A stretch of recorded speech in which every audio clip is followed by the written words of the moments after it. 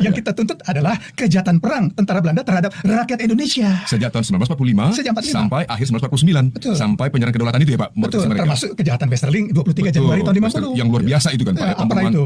Ya, pembunuhan puluhan ribu. Iya, bukan. Manusia. Tanggal 23 Januari tahun 50. Iya. Ya, jadi setelah pengakuan kepada RIS, Betul. ya, kepada RIS tanggal Iya. 27 Desember tahun 49, kan dikenal dengan gerakan APRA-nya Westerling 23 Januari tahun 50. Betul, Pak. Ya. Oh ya. Rencana Jadi kita ingatkan lagi kejadian Westerling itu setelah pengakuan kedaulatan oleh Belanda Setelah terhadap RIS. Oke. Ya, RIS ya. Ya. Nah, ini kan Westerling dengan anak Betul, buahnya itu betul. yang ikut Ya.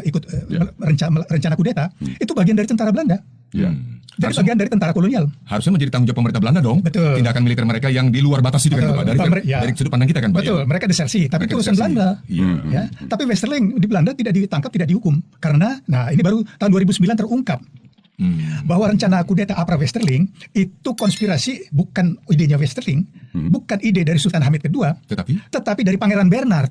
Oh. Suami Ratu Belanda. Serius itu Pak? Ya. Serius, ada beritanya di Belanda. Padahal Sultan Hamid II itu sempat dituduh pengkhianat tanda kutip. Iya betul, kan dia dihukum penjara 10 tahun. Iya, karena dianggap pro kan gitu, Konspirasi Pak. dengan Westerling. Ternyata tahun 2009 terbukti bahwa justru Pangeran Bernhard lah Pangeran dahulu. Bernhard. Ya. Oh. Jadi ini otaknya. Westerling pernah kerja di kantornya Pangeran Bernhard. Kemudian Sultan Hamid pernah menjadi ajudan Ratu Belanda.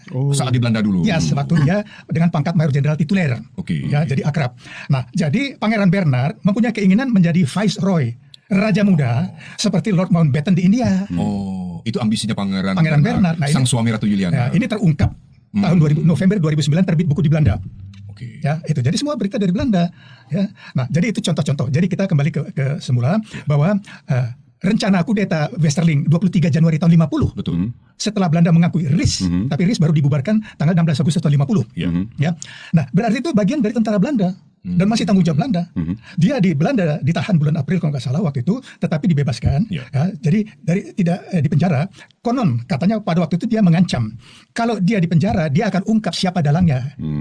Sehingga tidak ada peradilan terhadap diri Ya, ada Westerling. pengadilan, tapi Ya. dia dinyatakan tidak bersalah. Dengan ancaman tadi. Dengan dia ancaman, saya nggak